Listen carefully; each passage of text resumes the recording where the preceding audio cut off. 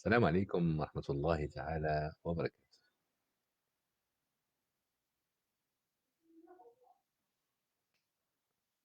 السلام عليكم ورحمة الله تعالى وبركاته. مرحبا بكم أيها الطلبة الأعزاء.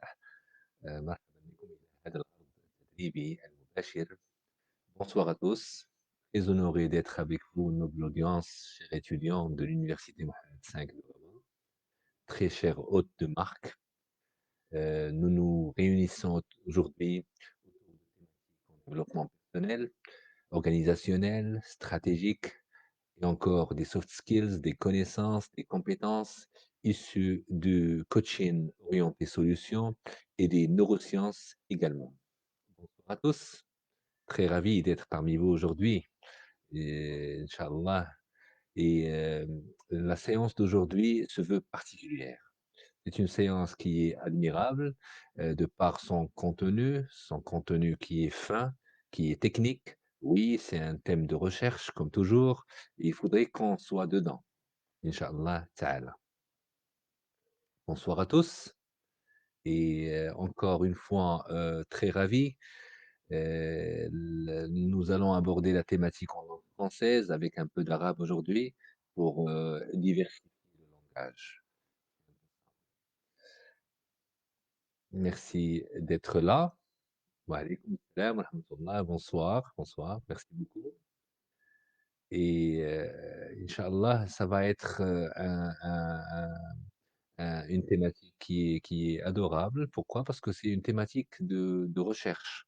Il faudrait qu'on cherche un petit peu en nous, en nos compétences qui sont déjà initiées et préparées. Il faudrait qu'on aille vers plusieurs connaissances nouvelles, des neurosciences également. Très honoré d'être avec vous, noble audience. Chers étudiants de l'Université Mohammed V de Rabat, très chers hôtes de marque. Et nous sommes là réunis dans le dessein de réussir, certainement. D'abord, un processus gagnant d'apprentissage.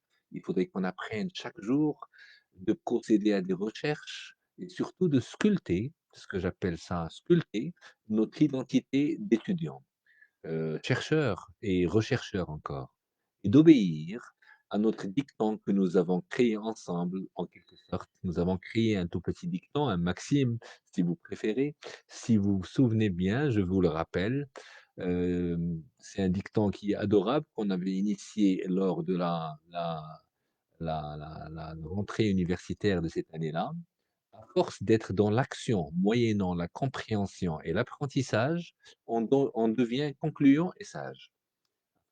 Dans l'action, moyennant la compréhension et l'apprentissage, on devient concluant et très sage même.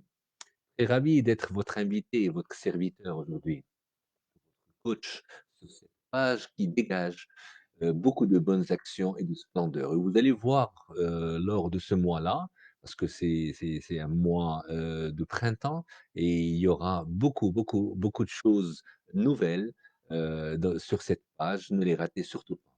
Un immense merci à l'Université Mohamed VI de Rabat pour cet accompagnement, ce coaching et training, oui, à distance et en présentiel encore, en faveur de ses étudiants.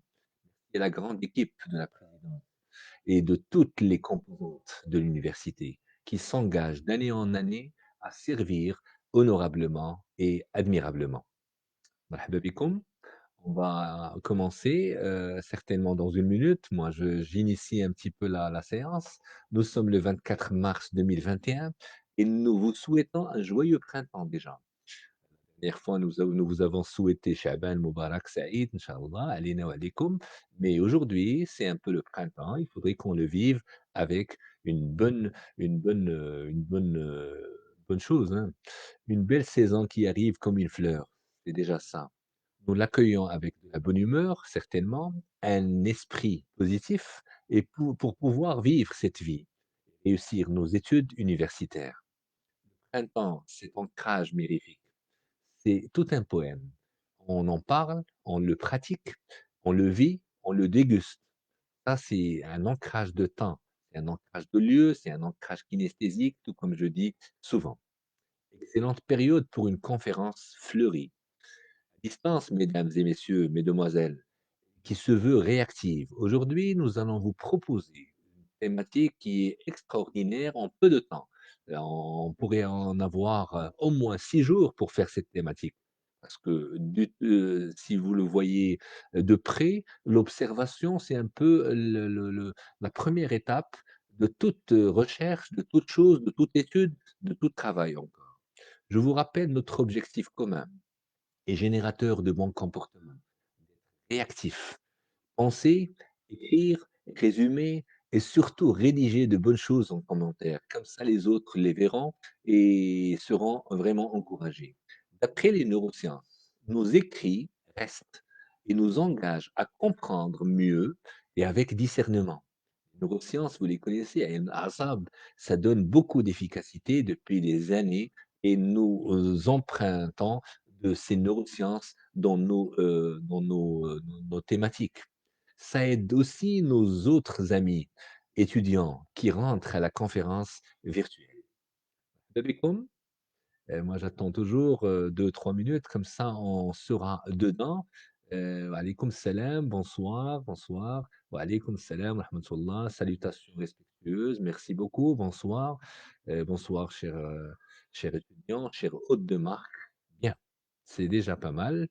Une thématique pour vous, chers étudiants de l'UM5 de Rabat, chers invités. Nous n'oublions jamais nos invités de la page qui sont avec nous et vous nous honorez encore. L'intitulé de la thématique, c'est développer l'observation et l'écoute active. Moi, je présume qu'il faudrait des jours et des mois pour faire ces thématiques-là. Mais on va essayer de les cadrer encore plus avec des définitions, avec des exemples, avec des choses à faire déjà et avec une technique qui est probante aujourd'hui. Ne la ratez surtout pas, ça va être dans 45 minutes. Moi, je dirais, comme ça, on y arrivera. C'est une technique qui est adorable. L'observation, faculté, méthode de très appréciée, donne des fruits. C'est une parole de votre coach. Moi, je vous le dis, c'est un peu le travail que nous menons. Nous observons les individus, nous observons les sujets et même dans d'autres pratiques, dans d'autres disciplines, pour le côté professoral, pour le côté estudiantin, pour le côté de médicinal, on va dire encore, tout le monde observe avant de faire quoi que ce soit comme acte. D'accord. Et là, lors de la prochaine heure, nous aurons à comprendre mieux et entreprendre rentablement l'observation et son impact sur les études et les stages encore. Enfin, votre observation, elle est là, il faudrait qu'on la cadre encore plus. Le calibrage, ces techniques de programmation neurolinguistique générative, des merveilles sur le plan diagnostic, représentation, collecte des informations, Jamal Maloumat, d'accord? Sur les attitudes, les comportements, les émotions encore. Et vous allez voir avec nous aujourd'hui des choses admirables sur le calibrage, calibration en langue anglaise. المعايرة باللغة العربية. Nous nous exercerons sur plusieurs exemples et finalités pour apprendre, comprendre et entreprendre la technique. Déjà, l'écoute active et ses merveilles vous sera présentée le vendredi prochain, Inch'Allah, parce que on n'aura pas le temps pour y arriver. Mais si on arrive, c'est très très bien. Moi, je vous le dis. D'ici là, on saura faire la première étape de notre thématique. La thématique de la semaine est brillante pour plusieurs raisons. Tellement. Déjà, c'est initié et programmé par l'université citoyenne et aussi c'est une thématique qui touche de près le fond et l'essence de l'être, d'accord? C'est un petit peu l'apanage de ce que nous sommes et encore dans le sens où nous sommes amenés à observer encore et à gérer des comportements durant notre cursus universitaire et ultérieurement encore en entreprise et là où nous serons. Promettons à nous-mêmes, s'il vous plaît, avant de commencer, de rester à l'écoute. L'écoute en observant le sens des mots. Oui, parce que chaque mot a un sens, chaque paragraphe a un sens. Moi, je ne pourrais pas sauter des paragraphes comme ça. Je prendrai mon temps, et c'est un peu le cas aujourd'hui. Le fond des actions encore à mener. Il faudrait qu'on voit qu'est-ce que ça dit, qu'est-ce qu'on pourrait faire à travers ce qu'il dit, ce monsieur. C'est un peu ça, l'apprentissage, c'est un peu ça, le coaching de groupe, même à distance, on le réussit d'une manière merveilleuse. Merci à vous d'être là. Au bonheur de découvrir la thématique qui vous sera présentée en 2 temps, c'est-à-dire aujourd'hui et le vendredi, inch'Allah, et en 2 langues, français et anglais. Donc, je commence, OK? Il y a une citation qui m'interpelle, qui est de Luc Rochefort, si vous connaissez, c'est un écrivain, excellemment cité par lui. «Ces 3 facultés sont dites essentielles au développement de la mentalité». 3 الحوايج sont essentielles, qui sont fortes pour le développement de la mentalité. C'est l'observation, la concentration et l'action. Donc, observation, concentration et action. Excellemment dit par ce monsieur-là, mais j'aimerais bien statuer sur une bonne chose pour commencer. Claude Bernard l'a si bien souligné dans son introduction à l'étude de la médecine expérimentale. Ça, c'est des citations, c'est des écrits, c'est des extraits de livres en plus. L'expérience est une observation provoquée dans le but de faire naître une idée. Donc l'expérience, c'est une observation provoquée dans le but de faire naître une idée, une pensée, on va dire ça, une idée, d'accord? Et l'observation, elle est magique. Pourquoi elle est magique? Parce que c'est la première étape de tout apprentissage. Nous noterons que nous naissons avec des sens, des facultés, oui, notre cerveau ne recevait aucune impression à la naissance. Tellement, il est théoriquement, divinement, idéalement, parfaitement, absolument préparé pour en recevoir. Donc le cerveau, même pour les enfants d'en bas âge, moins de 7 ans, on va dire ça comme ça, avant qu'ils n'arrivent au temps de latence entre 7 ans et 10 ans, il faut qu'on voit un petit peu comment ils font pour observer et pour canaliser sur l'information et pour l'avoir, pour l'intercepter. Il faudrait qu'on prépare le cerveau pour en recevoir. Il est certainement préparé. Une magnifique création du bon Dieu, l'omnipotent, l'omniprésent, qui nous ouvre la voie à des actions simples et miraculeuses. Pourquoi? Parce que l'observation est suivie d'une action. Sachez que l'une des facultés qui renforce l'esprit, c'est l'observation. Vous observez des choses et ça donne beaucoup d'allure. Et encore une fois, moi je pourrais vous dire, en commençant cette thématique-là, parce que la thématique, elle donne beaucoup d'effets à l'être, si vous l'apprenez, tout comme j'ai voulu vous la faire passer. L'observation permet de recueillir des informations sur les comportements non verbaux des personnes, pour certains spécialistes des sujets, on va dire, je vous citerai maintenant, je vous lirai une chose qui est admirable. Observer, c'est un processus incluant l'attention volontaire et l'intelligence, orienté par un objectif, d'accord, terminal ou organisateur, et dirigé sur un objet pour en recueillir des informations. Bien, cela paraît très très simple au début, mais il faudrait qu'on voit un petit peu plus. Si on voudrait booster la recherche sur une valeur ajoutée, la valeur à ajouter aujourd'hui est toujours éduquer à l'observation. Nous savons ce que c'est l'observation. Il faudrait qu'on s'éduque davantage, éduquer l'autre à observer encore plus. Une thématique qui a été très très bien et finement choisie par votre université. Pourquoi? Parce que l'observation, c'est un peu c'est un peu le premier piédestal avant l'apprentissage, avant l'action, la bonne action. Des fois, on gagne beaucoup en observant très très bien. Conduit, ça conduit certes à l'insérer dans un continuum d'activités, mais ceci mène également à transmettre, sinon l'art d'observer, proprement dit, du moins un certain sens méthodique et une rigueur, une acuité, qui sont tous sauf naturels. Nous sommes là pour observer et il y a une observation qui est certaine. Donc nous sommes là devant des éléments, devant une image, devant un son et comment observer? Initions ensemble cet axe. Le processus d'observation en 3 étapes qui est fin. Si vous avez un papier et un stylo, essayez de les écrire. Ils sont très simples et nous les avons abordés il y a quelques séances de cela et vous allez vous en remettre, hein. Observer, analyser et intervenir. Donc observer, analyser et intervenir. كيف تراقب؟ نبدأ معًا هذا المحور عملية المراقبة كما نسميها في 3 خطوات أوكي، بسيطة المراقبة، التحليل، التدخل أو الملاحظة، التحليل، التدخل، كان أحسن، الملاحظة كان أحسن. Observer, c'est d'abord apprendre à se servir adéquatement de ces 5 sens. C'est ce que j'ai reçu comme enseignement depuis des années. Même pour la PNL, la programmation neurolinguistique, même dans tout ce qui est psychologique, il y a les sens qui sont ce qu'on appelle les ouvertures de ce qu'on appelle la perception. نافذ الإدراك هي الحواس. Automatiquement, sentir, écouter, goûter, toucher, ça c'est les sens que vous connaissez certainement. C'est la phase de l'observation des faits, de la collecte et de l'enregistrement des données à un moment et dans un lieu particulier. Donc nous collectons des informations à un moment donné et dans un lieu donné, d'accord?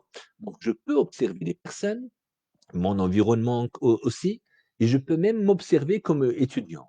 Moi, comme étant comme apprenti, comme étudiant, comme coach, je pourrais m'observer, c'est-à-dire voir des choses en moi. C'est des comportements internes, des comportements encore qui sont externes. Et on va y arriver, hein. Patientez un tout petit peu. ملاحظة يعني كترجمة بسيطة للأشياء اللي ما قلناه. ملاحظة هي أولًا وقبل كل شيء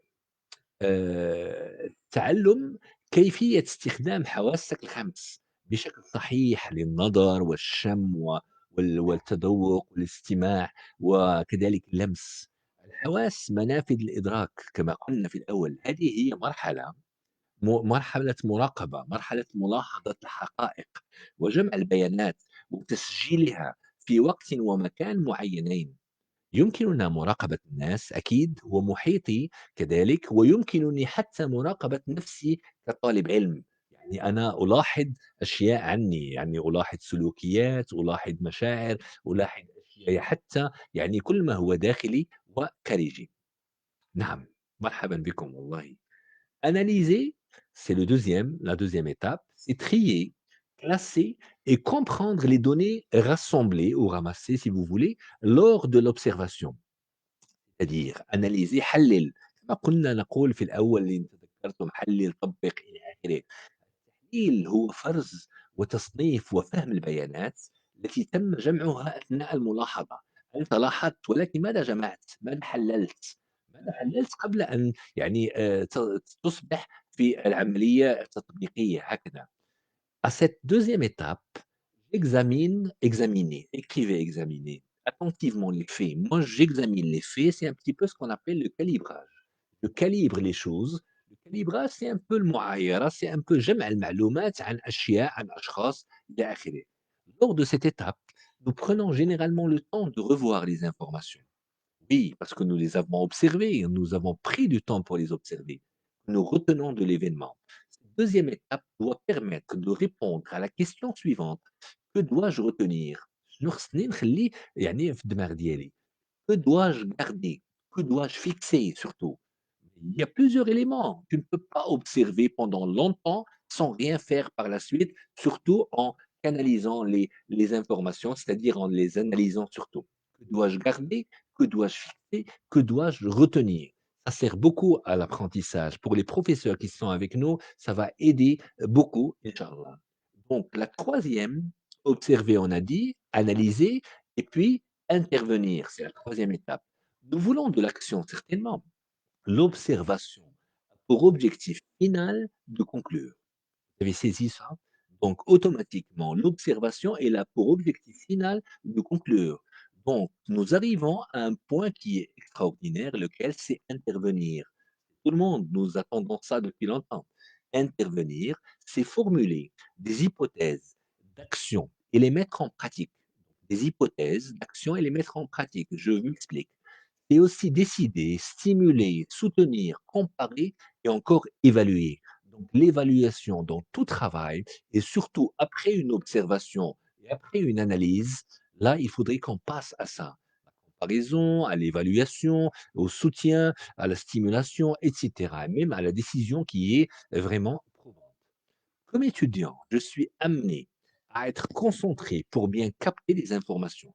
Vous êtes dans un cours à distance ou en présentiel, vous êtes surtout dans un TD, un travaux dirigés. Imaginez, il faudrait retenir, observer, analyser et intervenir. Tu dois intervenir à un moment donné pour pouvoir permettre à l'information de sortir, pour pouvoir avoir une rétroaction quand même. Je peux intervenir de façon directe. Des gestes, moi je parle surtout de ce qui est comportemental. Par des gestes, des questions, des explications encore. Je m'explique et j'explique, oui, et de façon indirecte ou de façon ce qu'on appelle semi-directe, je vais m'expliquer tout de suite, dans mon environnement, là où je travaille, là où j'étudie, et c'est un environnement d'apprentissage. Je constitue l'idée en interne. Je place des mots en externe. Je cite des modèles. Et imaginez, je pourrais parler, je pourrais diffuser tout ce que je veux, surtout dans cette partie qu'on appelle intervention ou intervenir. Formuler des hypothèses d'action et les mettre en pratique. Qu'est-ce que je retiens de tout ça? Je retiens une seule chose qui est admirable, moi, ce que j'ai retenu, mais j'aimerais bien vous la faire passer. Observer sans intervenir, ou ce que nous pourrons appeler la non-intervention, d'accord, devient aussi une piste de solution. Des fois, vous restez comme ça, vous observez et vous n'allez pas intervenir, d'accord? Mais c'est-à-dire que vous laissez l'autre discuter ou d'honorer son comportement, il doit se permettre ça, ou tout en restant quoi et tranquille. Je vais vous expliquer quoi et tranquille dans une seconde. Quoi et tranquille, il est vraiment, bon, on va pas dire bouche bée, mais il écoute, mais il est serein et il fait comme ça. Vous engagez surtout un processus d'écoute activement ça qu'on a fait le lien entre le besoin de l'information, le besoin de collecter l'information et l'observation et ce qu'on appelle l'écoute active. On ne parle pas d'entendre, on parle d'écouter. Al-insat al-fa'al. On y reviendra, Inch'Allah, divinement, je vous le promets. C'est théoriquement lié à l'observation, cette écoute active. Maintenant, je passe pour dire un mot qui est sublime, lequel nous dirons ce que nous avons appris de cette faculté. Apprendre à observer nettement est une condition de la créativité humaine et d'une conception dynamique, parce que ce n'est pas statique, parce que c'est dynamique. Vous observez et vous passez à la dynamique. Dynamique des relations sociales. Nous sommes avec des gens qu'on connaît, qu'on ne connaît pas, on observe et on analyse et on passe à l'acte, on intervient. Des fois, on intervient non pas en parlant, mais en écoutant encore plus. Moi, je vous explique ce que je vous ai promis tout à l'heure, en guise de compréhension, d'observation aussi, hein. On avait parlé d'un mot, d'une expression qui est littéraire et que je voudrais partager avec vous, tout comme on fait, à l'accoutumée, hein, à chaque fois. C'est-à-dire, quoi être tranquille, c'est sans parler, c'est d'une manière, bof, muet, on va dire muet, sous l'effet heu, de l'émotion, des fois, on dit «quoi» au féminin, d'accord? Comme un exemple, il a vu arriver son futur boss, il est resté quoi? Quoi, C-O-I, d'accord? Quoi est tranquille, il est resté silencieux, il est resté tranquille, il est resté assis, mais sans voix des fois. Et pour un autre sens, il est frappé de mutisme, on s'y tient encore sans bouger ni parler, qui ne dit aucun mot. Quoi est tranquille? C'est quelqu'un qui ne parle pas, qui reste sans réponse. D'accord? Ça, c'est du micro Robert, hein, de moi. Mais j'ai toujours voulu vous faire passer des éléments comme ça en langue française, en langue arabe, et qui donnent beaucoup de bonnes choses. Oui, écoute active, bonjour à tous, bonsoir, intervenir, agir, oui, certainement. Observer, analyser, intervenir. Marhaba bik. Ça nous a manqué, et merci beaucoup de votre présence. Bonsoir, bonsoir, bonsoir à tous. Marhaba, marhaba, marhaba. Il y a eu du monde. Moi, j'ai commencé à parler et j'ai oublié un peu cette audience-là. Parce qu'il y a des idées qui viennent et qui s'en vont. Il faudrait qu'on les canalise. Donc, pour y revenir à la non-intervention, on fait confiance à l'interlocuteur. On trouve des solutions communes. D'accord? Moi et lui, on va dire ça comme ça. On discute pour comprendre le sens. On positive le contexte. Et dans l'observation, après avoir été dans l'analyse, là, nous sommes dans l'intervention. Moi, je vous rappelle, cette action permet, entre autres, de répondre à la question: «Que puis-je faire?» Imaginez, c'est une action, donc que puis-je faire? C'est un comportement encore qui est initié par une attitude. Certainement beaucoup de bien à soi et aux autres. Ça commence par observer, analyser, puis intervenir, chère audience. D'accord? C'est déjà pas mal si vous avez reçu cela. Donc, le process continu dont on parle dans le milieu de l'apprentissage en général, de ce que nous sommes encore, c'est un processus continu, c'est un schéma du processus d'observation. Si je puis dire, il y a l'observation, observer avec un verbe, il y a analyser, il y a intervenir et encore à la fin, il y a une vérification. Donc observer, analyser, intervenir et vérifier. Bien, qu'est-ce que ça donne?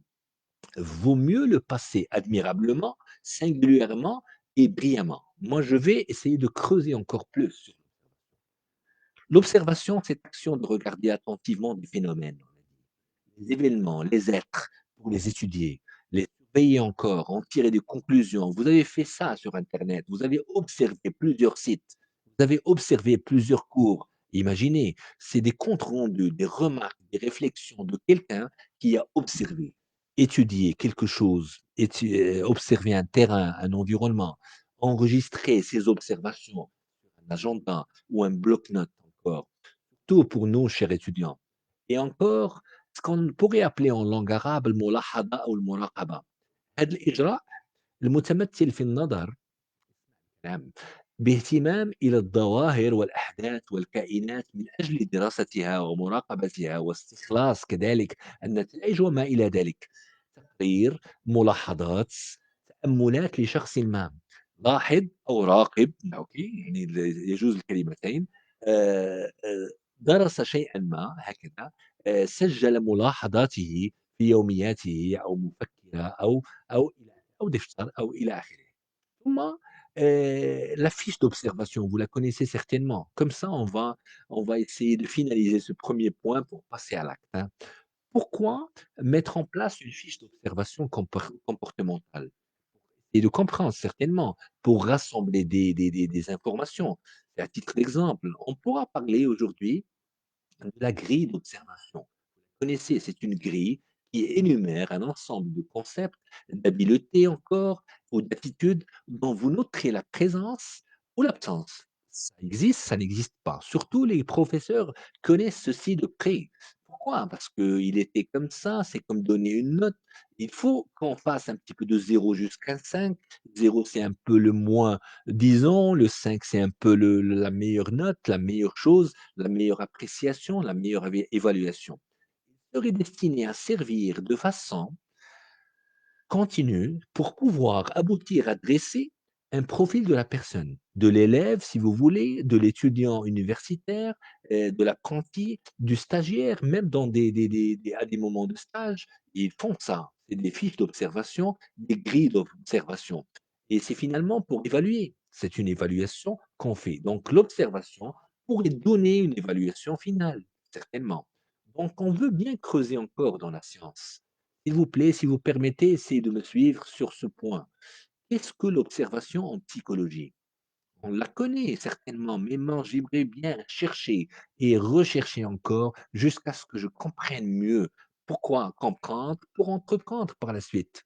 Donc, en psychologie, chers messieurs, chères demoiselles, mesdames, chère audience, en psychologie, l'observation professionnelle, c'est une phase de sélection, de recueil d'informations caractérisées par une interaction minimale avec l'objet d'étude, d'accord? Donc il y a un objet d'étude, plutôt un échantillon ou représentant.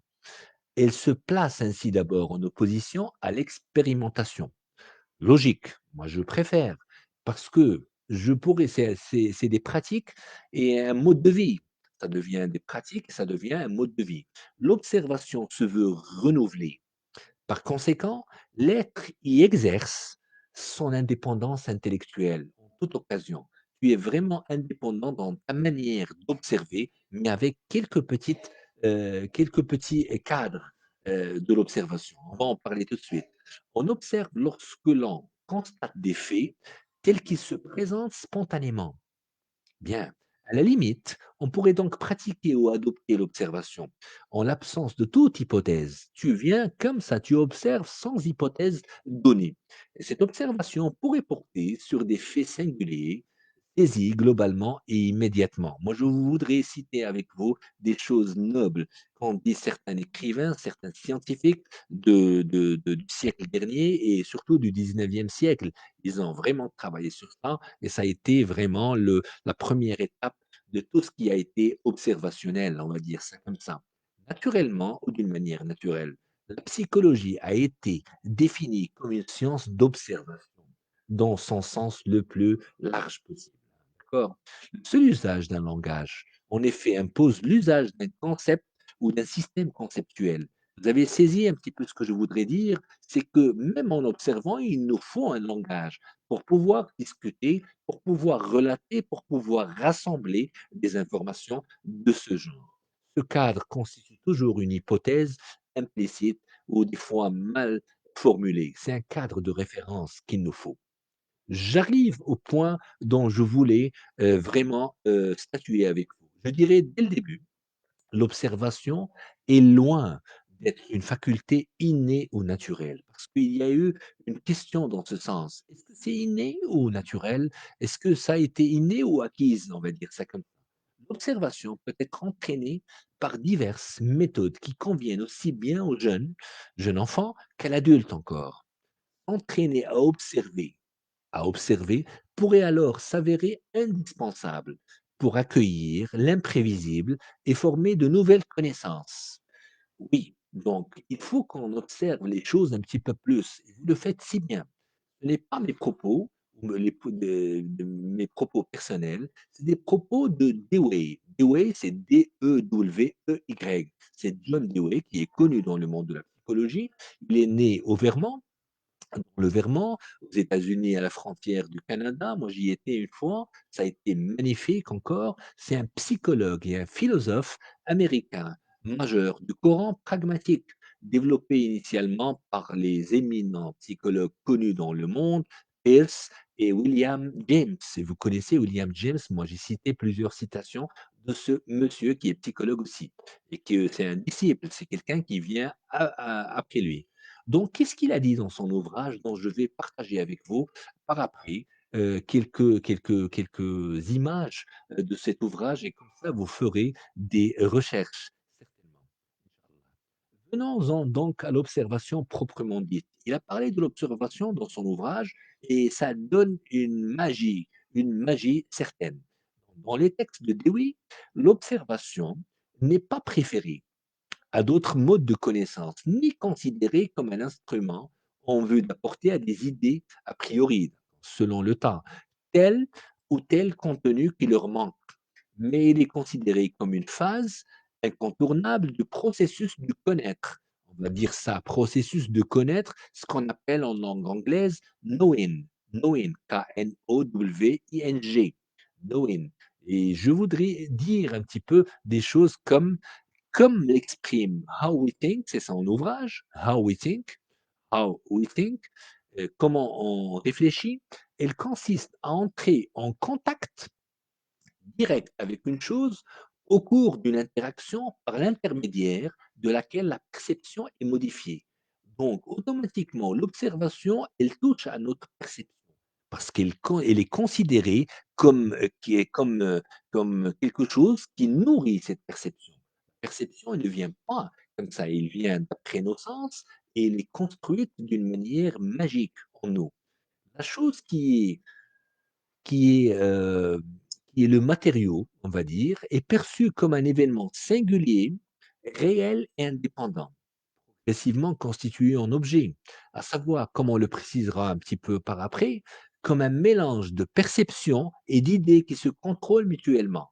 Donc, qu'est-ce que nous avons en tête? Nous avons un mélange de perceptions et d'idées qui se contrôlent mutuellement. Ça, c'est dans son livre, dont je partagerai un petit peu le lien, et vous allez voir, c'est permis, un connu, inconnu, c'est-à-dire un connu, un noun, K-N-O-W-N, d'abord qualitative, émotionnelle et de nature esthétique. Elle devient au fur et à mesure de la scolarité plus analytique et scientifique par après, quand on devient un petit peu plus âgé. Il est dirigé en quelque sorte. Comprendre avec vous, on pourrait s'en convaincre en suivant historiquement la constitution du vocabulaire employé. Oui, dans une observation. Pour traduire les observations courantes relatives aux facultés sous l'angle desquelles le langage commun différencie les individus. L'observation se réfère à référence, la nôtre, celle des autres, ou une référence tout simplement. Une communication interne, oui, c'est l'observation en quelque sorte, est suivie par une communication externe. C'est connu et remarquable tout de suite avec vous. L'observation joue à plusieurs niveaux. L'observation spontanée, ce que vous connaissez déjà. Il y a une observation spontanée, ce que observation réfléchie. Essayez d'écrire ça, notez ça, comme ça on fera des recherches supplémentaires. L'observation en vue d'une collecte de données à l'observation en vue de la mise à l'épreuve d'une hypothèse ou idée. On vient avec une hypothèse et on observe davantage. Ce que vous faites dans les études, surtout, de l'observation directe à l'observation par le truchement d'instruments. Par exemple, etc. Le truchement, c'est un peu la personne qui parle à la place d'une autre, qui exprime sa pensée. C'est un peu narratif. Distinction, on va en parler certainement tout de suite. L'observation spontanée qui vient comme ça, est celle à laquelle tend quiconque, c'est-à-dire voit sa conduite contrariée par un phénomène qu'il évalue comme extérieur. Schématiquement, buter contre un obstacle, moi je vais vers vous et je touche à une chaise. Et automatiquement, je tombe. Il faudrait automatiquement, c'est ce qu'on appelle l'observation spontanée. Automatiquement, je touche une porte, je touche une chaise ou quelque chose par terre. Instinctivement, je me place pour l'examiner, pour chercher à l'identifier. C'est normal. C'est ce qu'on appelle l'observation spontanée. Ça, c'est un exemple pour vous faire comprendre ceci. De même en art, même dans l'art, être en recherche d'une cohérence formelle implique pour le peintre de faire varier certaines conditions picturales. C'est-à-dire des couleurs, on pourrait allier avec ça, et changer un petit peu les ombres, etc. Et ça donne un bon effet. Ce qui est observé spontanément n'est donc pas tant la cause du trouble, quelle qu'en soit l'ampleur, le moyen de le localiser, de l'identifier, de le cerner, puis éventuellement de le surmonter. L'observation en question n'est jamais brute, jamais.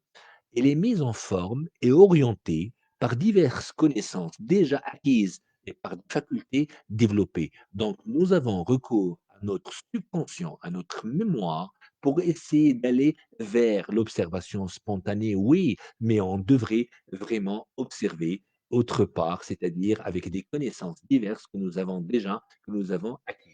Moi, je n'aimerais pas vous dire plus sur ça. Moi, je vous placerai un peu un lien avec une image qui est magique sur de How We Think. C'est un livre que je vous incite à lire. Il est excellemment fait. C'est Dewey, c'est John Dewey, qui destine l'observation à l'entraînement mental. Quand on observe, on s'entraîne d'une manière mentale et insiste sur une chose qui est admirable, sur sa fonction éducative. Quand on observe beaucoup, on s'éduque.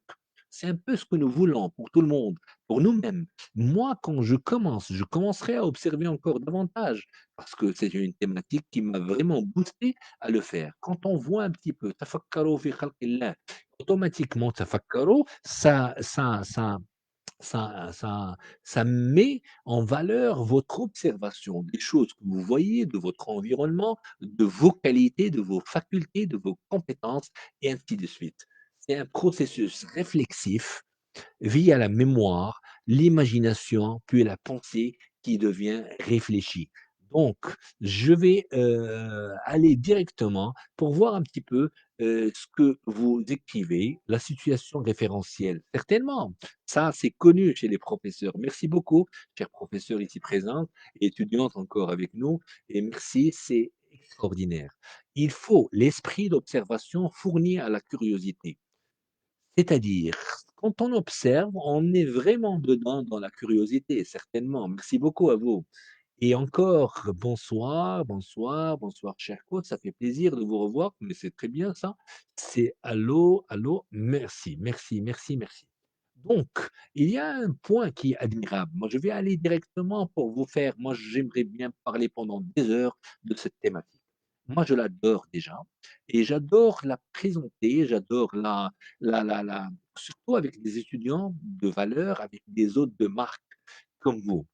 Oui, certainement, quand on lit un ouvrage sur ça, quand on cherche encore plus, quand on touche aux neurosciences, quand on comprend ce que c'est que l'observation, surtout spontanée et réflexive, spontanée et dirigée, il faut qu'on se remette.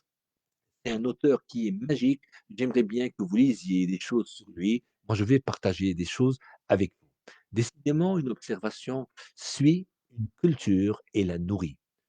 L'observation, quand vous êtes dans un environnement, ça va donner un suivi d'une culture et ça va la nourrir encore davantage.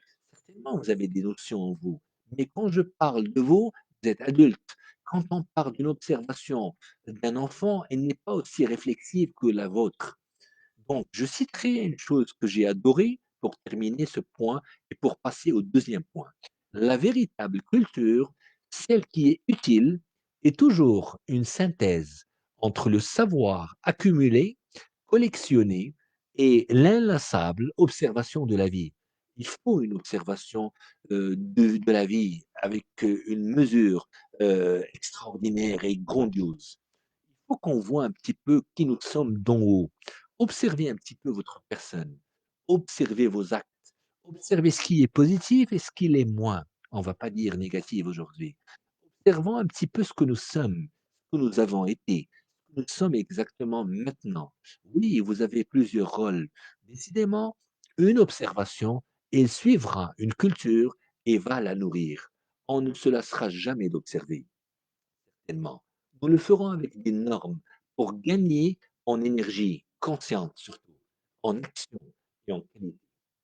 Messieurs, voyez-vous, chers étudiants, et chères mesdames aussi, soulignons dans un axe plus technique le sens de la grille d'observation que vous connaissez certainement. Il exige de s'appuyer sur un support permettant de catégoriser les attitudes, les comportements, etc. Encore, c'est une grille d'observation. C'est un recueil, c'est un résultat, si vous voulez. Et ciblé sur un objectif, sur un objet, pardon, sur un objet particulier permettant d'identifier les pratiques déjà, les attitudes d'un usager, d'un groupe d'usagers dans une situation particulière. C'est exactement ce que je voulais vous dire. Maintenant, passons à au deuxième volet.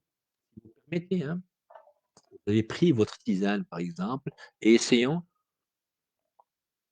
de voir les choses avec la meilleure des manières. Comment observer un comportement? Là, nous sommes dans l'action. Faire une description abrégé, simplifié, sommaire de la situation. جمع معلومات ثم يعني تركيز على هذه المعلومات. Très brièvement, décrire ce qui nous amène à observer la fréquence du comportement. Oui, d'après ce qu'on connaît, à ce moment précis. Donc l'ancrage temporel, c'est-à-dire المرسات الزمنية والمكانية. Cibler le comportement à observer. Ne ciblez pas le tout. Non, vous allez vraiment observer le tout. Et l'observation se veut vraiment méticuleuse, c'est-à-dire elle va à un point pour l'observer. Déterminer là où la période d'observation, c'est l'arrivée, le matin, l'avant-midi, et cetera, l'heure du dîner, par exemple, après la sieste. Ça, c'est une observation. Vous observez que vous avez vos enfants, par exemple, ou vos amis, ou vos frères et sœurs, vos parents, et cetera, que hier, vous avez veillé jusqu'à minuit et aujourd'hui, si vous observez très, très bien, vous allez veiller encore jusqu'à 11 heures. Donc l'observation a été faite d'une manière non consciente. Mais par la suite, on devrait en parler, ça devient conscient. Être pointu dans les détails, récolter et à récolter. Comprendre par la suite. D'abord, il faudrait qu'on comprenne. J'irai encore plus loin dans ma quête d'information. Avec de l'observation, je fais une quête. Comment présenter les résultats d'une étude qualitative? Qualitative déjà. Données qualitatives, tu utilises les mots pour décrire ce que tu vois, tu sens, ce que tu entends déjà, d'après tes sens. Les observations portent sur la forme, en général, d'un objet ou ses propriétés. Je vous donne un exemple, comme ça on va statuer sur la première technique qui est adorable, avec laquelle je travaille souvent. Son attitude a changé. Quand vous dites ça, son attitude de monsieur, de madame, de mademoiselle a changé. Donc qu'est-ce qui a changé directement? C'est le ton de la voix qui a changé. La couleur des feuilles qui a changé du brun au vert, par exemple, en cette belle saison de printemps. C'est des exemples que je vous donne. Quand vous statuez sur un exemple comme celui-là, son attitude a changé, le ton de la voix a véritablement changé, la couleur de sa peau, la couleur de son visage, il est devenu rouge, donc il a peut-être honte, peut-être qu'il a peur, peut-être, et cetera. Donc faisons les choses dans les normes. S'il vous plaît, avec un stylo et un papier, tout comme font les étudiants. Oui, faisons les choses dans les normes. Donnons du temps à cet axe qui est formidable. C'est ce qu'on appelle le calibrage. Écrivez calibrage au milieu, et après vous mettez des rayons de soleil. Bien. Et à chaque rayon, vous mettez un petit peu ce qui vous plaît dans ce que je vais vous dire. Il y a des choses que je pourrais lire et il y a des choses que je dis, j'ai en tête parce que je travaille en ça d'une manière divine. Moi, j'adore ça. Donc, le dictionnaire, si on voit les choses, le calibration en anglais, calibrage en langue française, est défini comme le fait d'étalonner, c'est-à-dire de confronter des données obtenues par des biais différents afin d'en tirer une information. Si moi je fais une observation, un calibrage, et vous, vous faites le même calibrage sur la même personne, nous aurons certainement quelques données qui ne sont pas correctes, c'est-à-dire qu'elles ne sont pas correctes, elles ne sont pas les mêmes. Donc chacun de nous, il voit les choses avec sa perception. OK?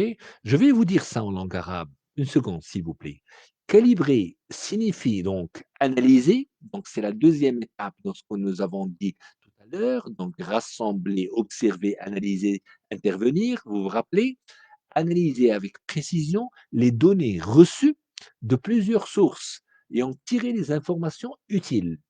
Possible si nous sommes un ensemble. Des fois, tu es seul, donc tu es seul et amené à observer seul. Vous avez compris le sens. إن المعايرة تعني التحليل الدقيق للبيانات الواردة من عدة مصادر واستخلاص معلومات مفيدة منها. المعنى أن من الضروري أن تكون هناك مصادر، ولكن إن كنت أنت المصدر الوحيد، فذلك قد يحثك على البذل جهد أعلى أكبر من سابقه. Calibrer, c'est décoder la communication. المعايرة هي فك تشفير الاتصالات أو تشفير المعلومات التي تدخل إلى الذهن. Le calibrage en programmation neurolinguistique signifie décoder la communication verbale, paraverbale, non verbale aussi, d'autrui par des indicateurs externes. Il y a des choses مؤشرات خارجية afin de recevoir le message de notre interlocuteur de manière précise. Et sachez que les recruteurs savent beaucoup en ça. Ils savent calibrer. Les recruteurs, les sociétés, les entreprises expertes en cela, les professeurs le font aussi, hein. Les étudiants devraient être amenés à calibrer davantage pour comprendre leurs collègues, leurs camarades et pour comprendre un petit peu surtout leur attitude et comportement et émotions. Pour un bon communicant, sachez que le calibrage est essentiel pour lire les schémas inconscients. Oui, notez ça s'il vous plaît, on va l'expliquer. Les schémas inconscients de votre interlocuteur. Vous parlez avec les personnes, moi je ne vous vois pas, vous me voyez. Vous avez des données sur moi. Moi, je n'ai pas de données à part les données que je lis. Oui, des données qui sont brillantes. C'est un diagnostic, une situation référentielle. Certainement, il y a des données que je lis et que je pourrais comprendre. Mais vous, vous avez à observer encore davantage avec la meilleure des manières, la meilleure, la plus fine. Moi, je l'appelle comme ça. C'est-à-dire fine. C'est-à-dire, j'observe, je décode. Je dirais ça en langue arabe, comme ça je vais me suivre en deux langues, on va dire ça comme ça. تعني المعايرة فك تشفير التواصل اللفظي شبه اللفظي وغير اللفظي بتاتا قد يكون يعني حركات للآخرين من خلال ماذا؟ من خلال مؤشرات خارجية من أجل تلقي رسالة محاورنا بدقة محاور الانترلوكوتور للتواصل الجيد رجاءً، المعايرة ضرورية لقراءة الأنماط اللاواعية لمحاورنا، وهي مهمة للغاية. فيما يتعلق بماذا؟ بجمع المعلومات، يعني نجمع المعلومات الدقيقة عن شخص مقابل. مثلًا أنا أجمع معلومات مثل ماذا؟ أنا سآتيك إلى المعلومات، المعلومات البصرية، المعلومات السمعية، المعلومات الحسية. أقول لك كلمات منطقية. إن إدراك الاستجابات غير اللفظية واللفظية وشبه اللفظية أثناء المحادثة، وفي نفس الوقت تقييم التوقعات الإيفالواسيون أو إعادة المعايرة لتحسين الاستجابة يسمح لك بتكييف تواصلك مع ردود المحاور. ما معنى هذا الكلام؟ ذكرناه قبل حلقات، يعني قلنا على أن المعايرة تساعد ماذا؟ تساعد في ماذا؟ تساعد في شيء معين ألا وهو أن تكون مرنًا مع المحاور. مرن ما معناه؟ معناه أن تكون synchronisé avec ses gestes, avec sa voix, avec sa manière, avec sa physiologie, avec ses métaprogrammes déjà, avec son identité. Je dirais les choses comme ça. كان ميلتون إريكسون أستاذ يعني معروف وسايكولوجيست كبير أمريكي. كان هو أتذكر يعني صاحب يعني المدير أو رئيس الأكاديمية للتنويم المغناطيسي في أمريكا، وكان يعني ماهر في كل ما هو لغة، أستاذ في المعايرة. لأنه كان قادرًا على إيصال رسالته من خلال قنوات الاتصال المباشر للتواصل، يعني للتواصل مع الناس، يعني المرضى خصوصًا لأنه كان طبيب. Transmettre son message avec des canaux de communication directement métacommunicants. Transmettre son message avec des canaux de communication directement métacommunicants. Moi, je pourrais vous citer des choses sur la métacommunication. J'aimerais bien vous la faire en une séance, mais on pourra prendre 5 minutes pour que vous soyez dedans. La métacommunication, et chercher sur ça, hein, c'est adorable. C'est l'art de communiquer sur la communication. Je vais m'expliquer davantage. C'est un terme qui a été introduit par l'anthropologue, psychologue, épistémologue américain Gregory Bateson, si vous connaissez. Moi, je vous avais cité des citations de ce monsieur-là. C'était un grand monsieur qui s'est fait pour rendre compte de ses résultats dans les études des relations intertribales dans le Pacifique du Sud, etc. Mais il a fait une chose qui est admirable. Il a fait plusieurs choses. Surtout l'école Palo Alto. Palo Alto, c'est une école, c'est un courant, si vous voulez, de pensée et de recherche aux États-Unis, ayant pris le nom de la ville de Palo Alto, qui est connue en Californie, se situe à l'université Stanford. Et ils ont vraiment établi plusieurs notions de ce monsieur, qui est Gregory Bateson. Et ça a donné des choses que je vais vous citer. Ils ont repris le concept dans l'analyse des dynamiques familiales surtout a donné une dimension. La dimension méta d'une conversation, elle apparaît lorsqu'un des interlocuteurs on modifie le cadre d'interprétation. Je vous donne un exemple concret. Exprimer que l'on reformule une phrase. Par exemple, ce que je voulais vous dire, c'est que. Ça, c'est ce qu'on appelle le méta, la dimension méta. C'est une métacommunication. Et ce que je voulais dire, c'est ce que je voulais dire, c'est que ta ta ta ta ta ta etc. يظهر البُعد الفوقي للمحادثة عمومًا عندما يغيّر أحد المحاورين إطار عمل التفسير. مثلًا على سبيل المثال التعبير عن إعادة ماذا؟ عن إعادة صياغة جملة.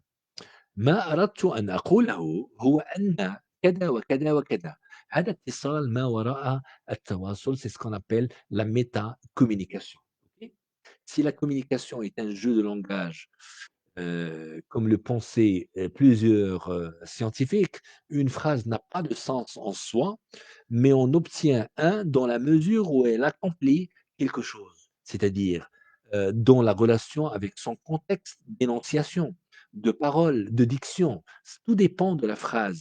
Si on dit une phrase, ça pourrait avoir plusieurs sens, mais automatiquement dans un contexte donné, dans un contexte d'énonciation, de parole, de diction, comme on l'a dit, ça prend plusieurs sens possibles.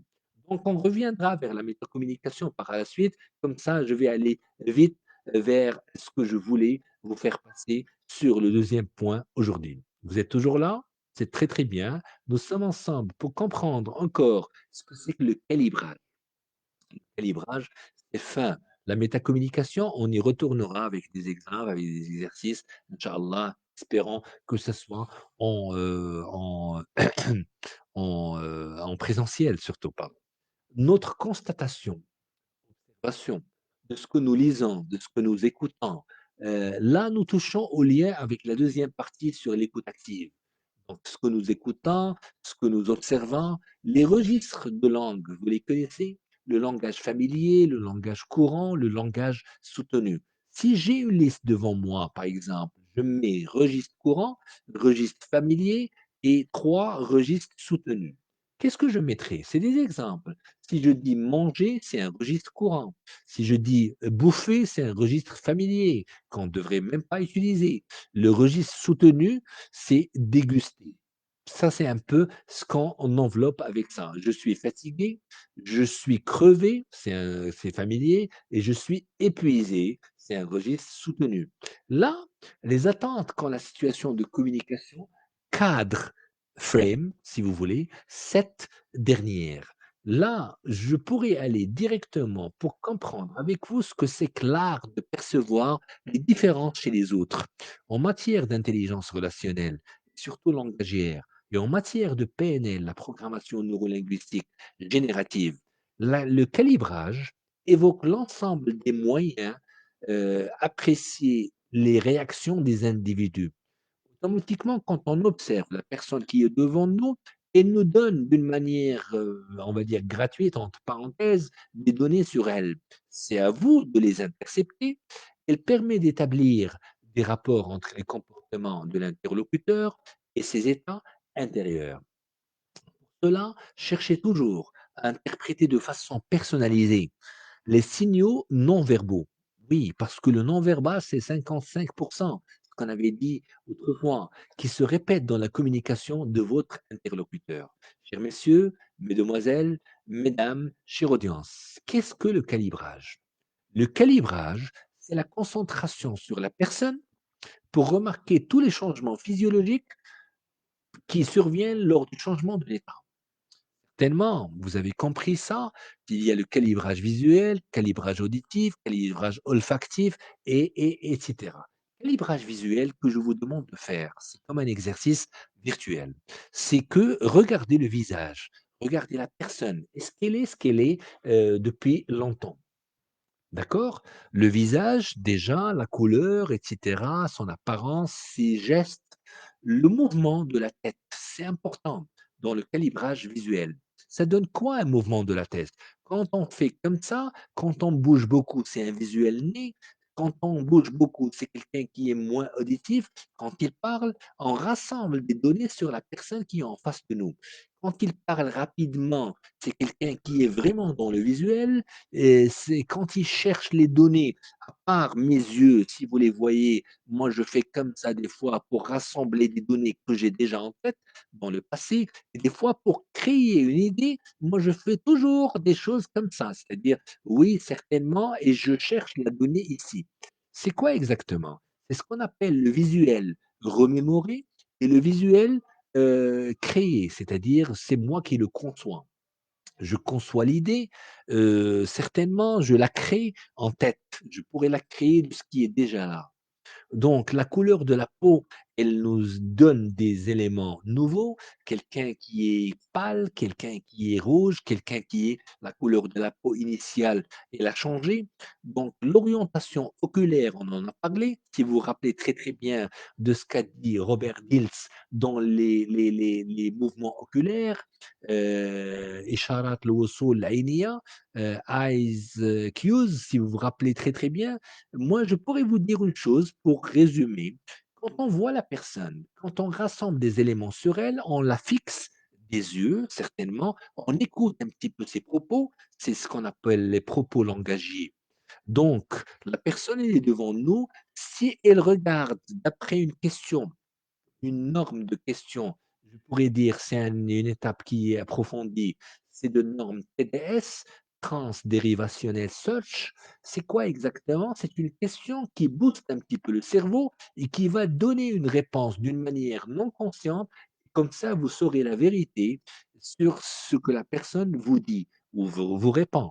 Certainement, c'est TDS, d'accord? Transdérivationnel Search. Automatiquement, quand vous me questionnez, là, je pourrais penser à la chose et faire comme ça.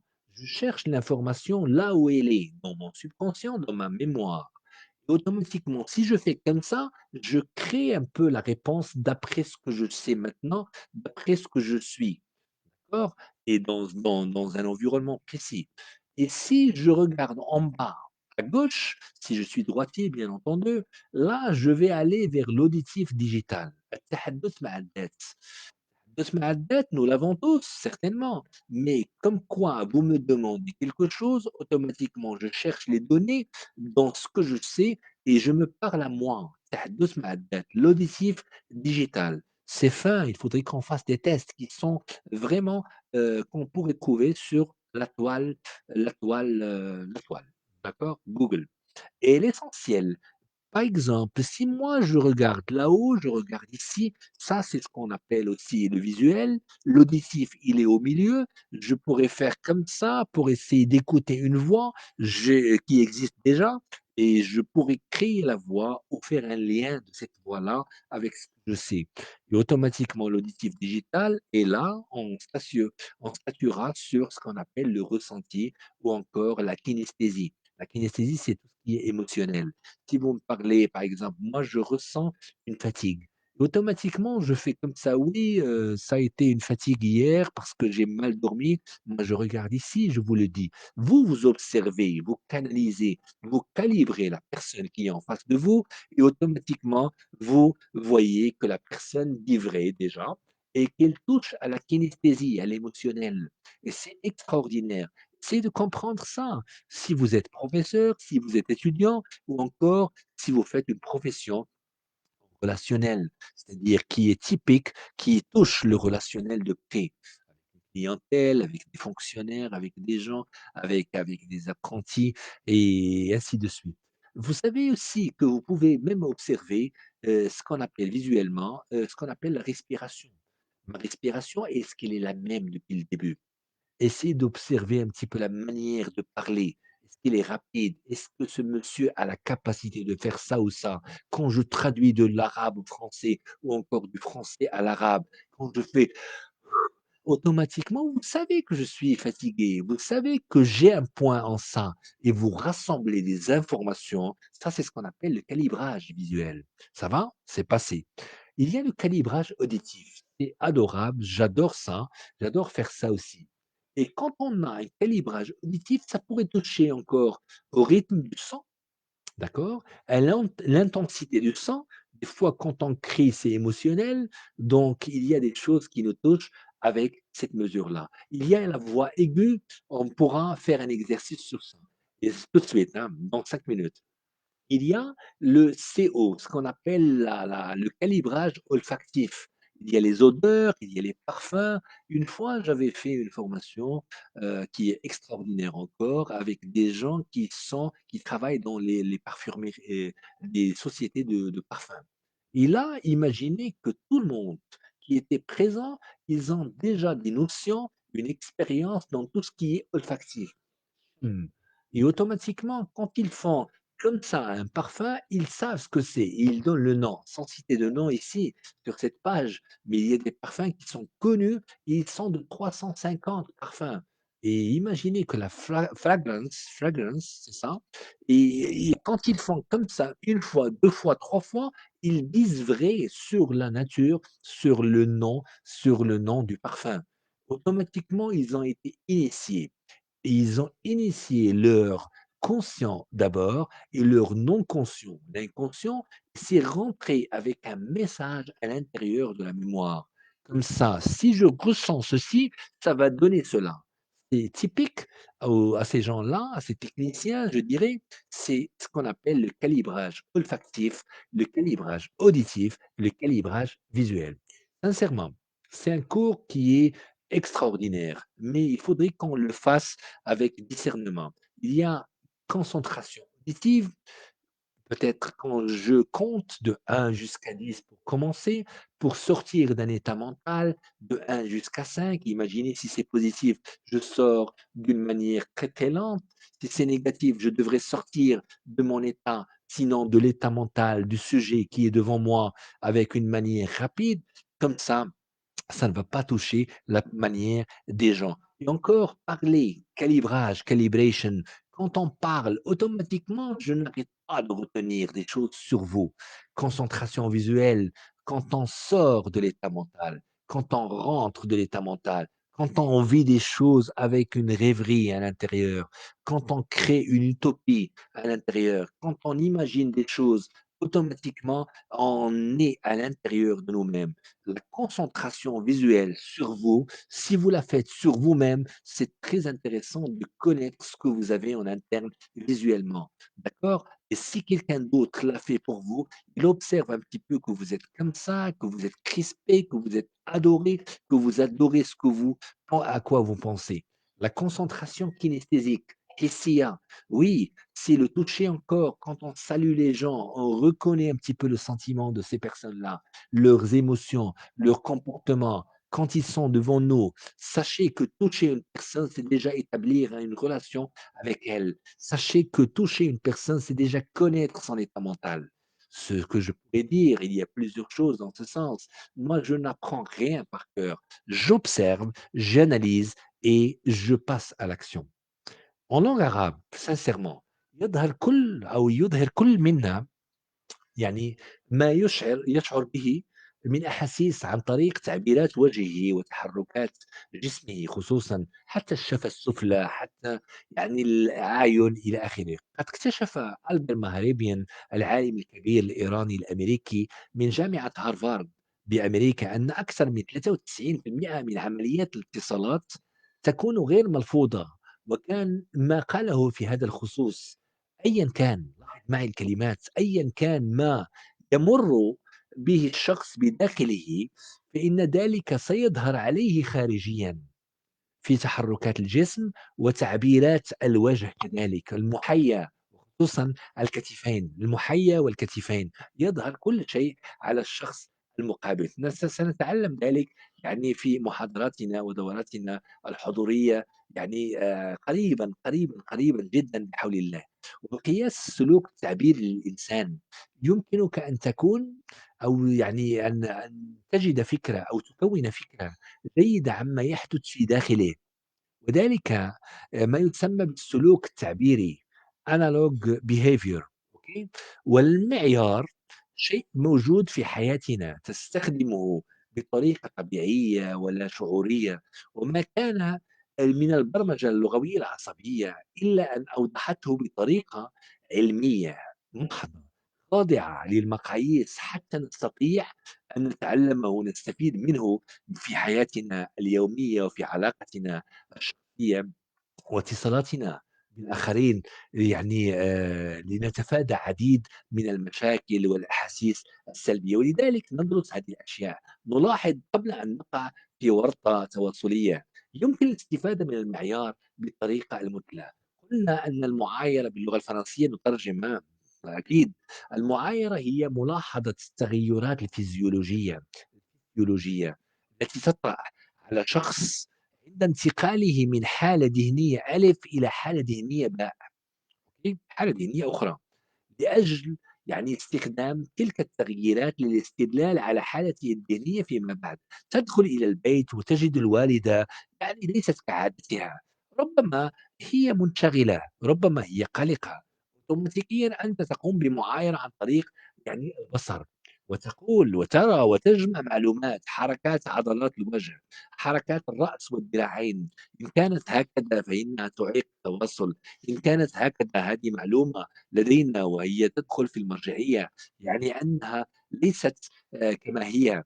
الساقين، القدمين كذلك، كل شيء فيك، كل عضو فيك يعطيك معلومات مجانية، رسمات الوجه، هيئة الجسم، لون البشرة، والله أبيض، أسود، إلى آخره، يعني لون البشرة يتغير وأنت تعرف لون البشرة الأساسي، شكل الفم والشفة السفلى، لما تغضب تكون هكذا، لما تكون غاضب حتى للأطفال إن لاحظت يكونوا هكذا. دائمًا يعني والأعين لا تبقى يعني بصرية فوق، تكون تحت في الأسفل عند المستوى الحسي. شكل الفم والشفة السفلى، العينان، الاتجاه بصري، سمعي، حسي، تحدث مع الذات، لاحظ اتساع التجاعيد، إن كنت تعب تقوم بهذه الحركات، إن كان الضوء يثير يعني الأعين بطريقة سلبية، أنت تقوم بهذه الحركات، إن لم تكن مبتسما مرة و2 وكنت في السابق مبتسم، أنا أفهم على أنك لست يعني بطبعك الاتساع، التجاعيد، التنفس كما قلنا، العمق، السرعة، هذه كلها مُعايرة عن طريق ماذا؟ عن طريق البصر، أكيد. calibrage visuel, auditif, olfactif. Oui, merci beaucoup professeur. مساء النور. Dans une grille d'observation, il faut déterminer des critères observables, mesurables et évaluables. Certainement. Métacommunication, c'est un art de communiquer dans la communication. Certainement. Merci beaucoup.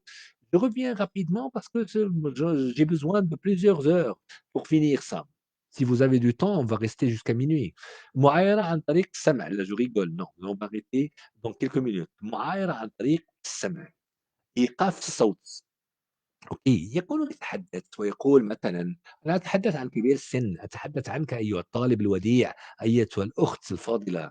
يعني لما أيها الحضور الكريم كذلك، إيقاع الصوت، يتحدث ثم مرّة يسكت. هذا السكوت وهذا هذا الكلم يعني له مغزى، وإيقاع الصوت لمّا يتغيّر له مغزى كذلك، إنه يتحدث، سرعة إيقاع الكلام، درجة ارتفاع الصوت. لمّا أقول مثلًا قصة، لمّا أقول في يوم من الأيام كان هناك طفل كذا، كذا، يدعى كذا، أوتوماتيكيًا غيّرت نبرة صوتي. لمّا تتحدث أمام الطلبة وليس هناك أستاذ، أنت تتحدث مع الطلبة وتقول لهم: غدًا لدينا درس وقالها الأستاذ. لمّا يحضر أستاذ معك أنت تغيّر وتقول: يقول لنا الأستاذ الكريم أن هناك لدينا درس غدًا على الساعة 11:10 صباحًا. يعني أنت أصبحت أكثر موضوعية وأكثر رصانة وأكثر يعني هيبة إلى آخره. درجة ارتفاع الصوت، الصوت هو بنفسه يعني نبرة الصوت تتغير، حدة الصوت. لاحظ أن الكثير من الأشياء أود أن أنتفع معكم يعني بتمرين بسيط بعد قليل، يعني هو بالفرنسية سأترجم أكيد. معايرة عن طريق الشم، قلنا العطور، رائحة الزيت البلدي كما نقول، يعني العسل، رائحة كذا، أي شيء أنت تشمه تتعرف عليه. بطريقتك هذه أنت تقوم بمعايرة عن طريق الشم، عن طريق اللمس، عن طريق يعني التذوق، عن طريق السمع، عن طريق البصر، فهمناها. الآن هناك ملاحظة سمعية، هناك الإضمار والعد، هذه طرق في البرمجة اللغوية العصبية إن شاء الله، إن شاء الله نقوم بها يعني على المستوى الحضوري وتكون مسجلة للكل على هذه الصفحة العظيمة. ثم الملاحظة البصرية، أغماض العينين، فتح العينين، الملاحظة الحسية، السلام باليد، لمس الأصبع، يعني الكثير من الآليات في البرمجة اللغوية العصبية لكي تعطينا أكلها. Le ton de la voix, il prend plusieurs mesures. Oui, il y a la méthode basse, la mesure basse. Le son est faible et difficile à entendre. Des fois, quand on parle d'une manière, même avec le masque, on n'appelle pas ça bavette, mais c'est un masque. La bavette, on la met ici pour les petits enfants. Mais le masque, certainement, la basse, yani, c'est-à-dire le son qui est faible et difficile. Donc, ce que je peux dire, c'est qu'avec le masque, nous avons trouvé des difficultés d'entreprendre une écoute moins active que ce qu'on propose. C'est-à-dire, il faudrait qu'on dise: «Non, j'ai mal entendu, s'il te plaît», et on se rapproche des gens. Quoique on avait 1 mètre à 2 mètres, entre les personnes. Il y a le ton bourru, c'est la voix grave et rêche, c'est ce qu'on appelle, rude ou dure ou raboteuse. Il y a la braillarde déjà, forte et rêche, déplaisante à entendre, une voix qui n'est pas bonne à entendre, il faudrait, la comprendre. Douce, une voix qui est calme, posée, tendre. Il y a plusieurs tons. Il y a la voix enrouée.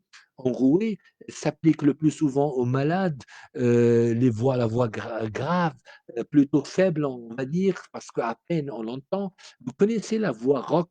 La voix rock, c'est un peu la voix dure, la voix âpre, la voix rude, la voix gutturale encore, la voix fragile, vous la connaissez, sur le point de pleurer, quelqu'un qui est dans une voix fragile, et la voix grinçante, discordante, confuse, une voix déplaisante qu'on n'aime pas beaucoup et agaçante selon le référentiel commun, comme un grincement de porte, par exemple.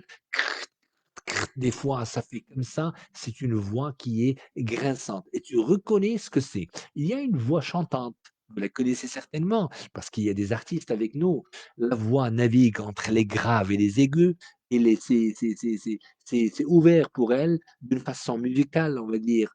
Ça caractérise souvent un accent d'une région particulière. Automatiquement, la voix modulée, c'est une voix contrôlée, plaisante plaisante à entendre certainement. La voix monotone, la voix monocorde, on ne la change pas si vous écoutez une conférence avec la meilleure des voix et surtout si elle est monotone, vous pouvez ne pas adhérer amplement.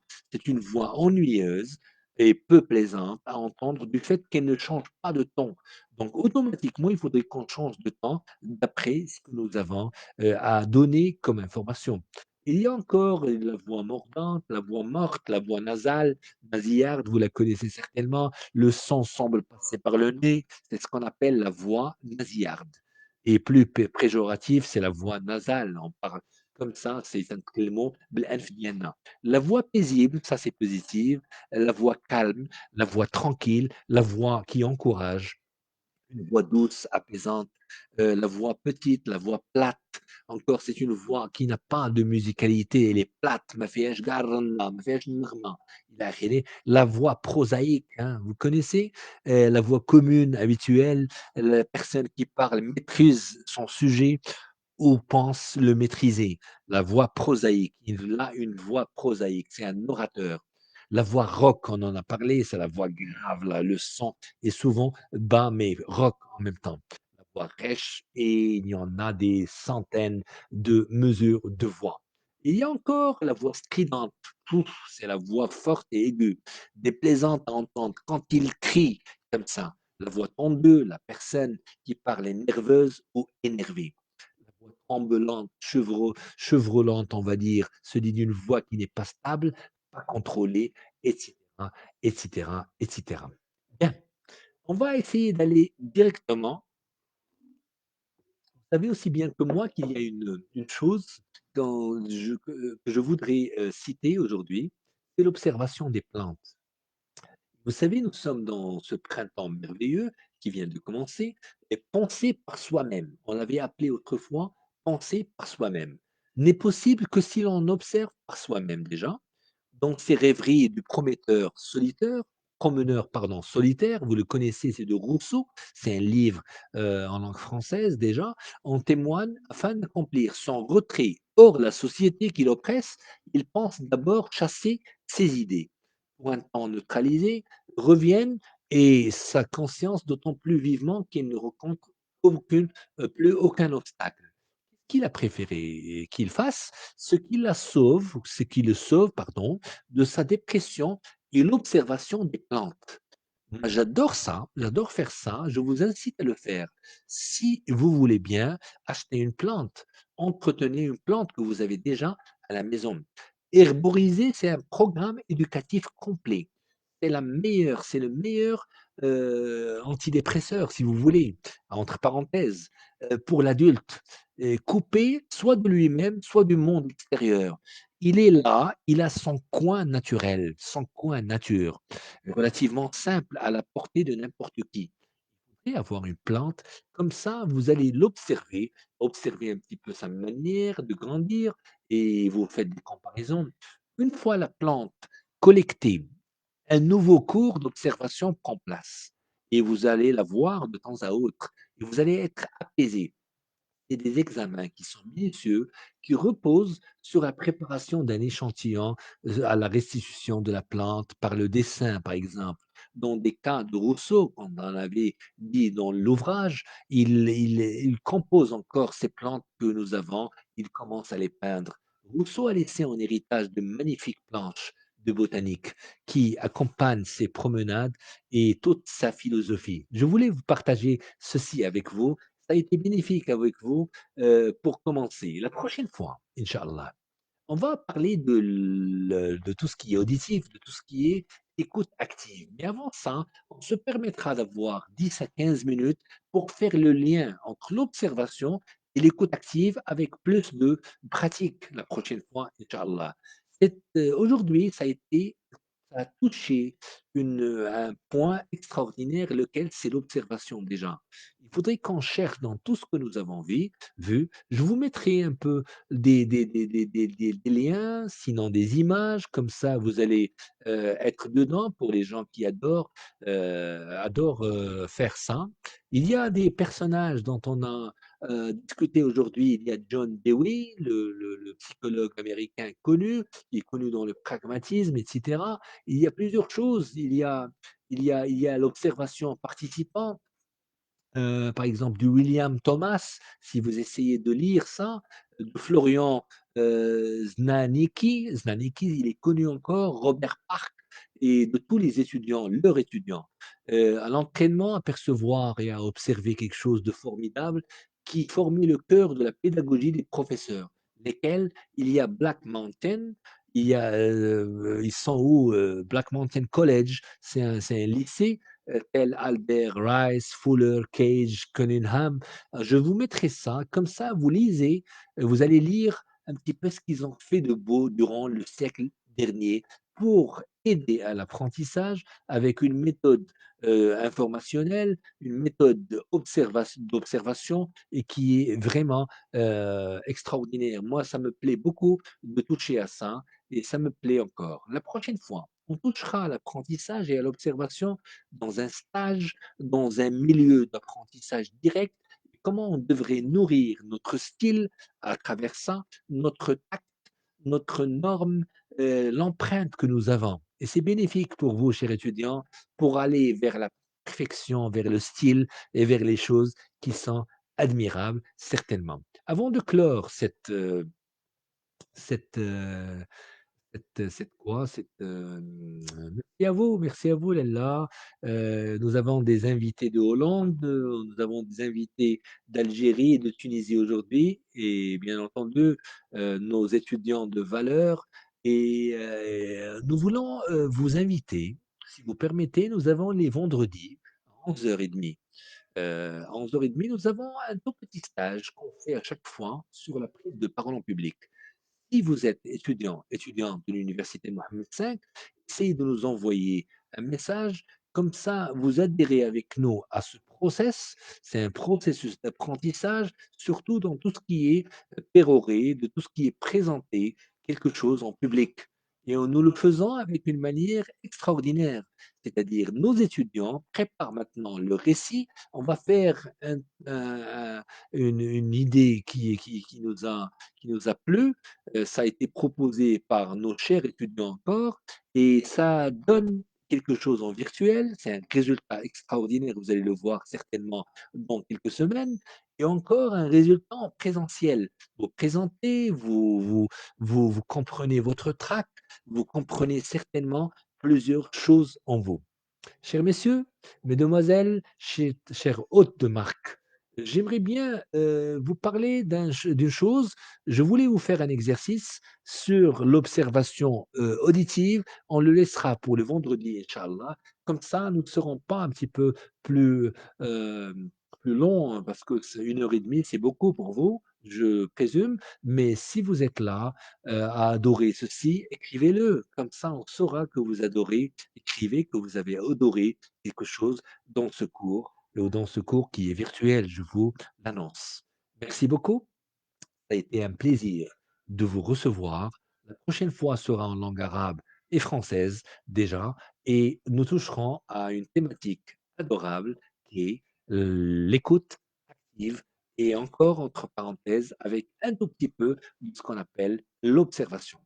Merci et je vous salue, au nom de toutes les composantes de l'université Mohammed V de Rabat et sachez qu'on vous adore et à la prochaine, inch'Allah ta'ala. Merci beaucoup. Salam alaikum wa rahmatullahi ta'ala wa barakatuh.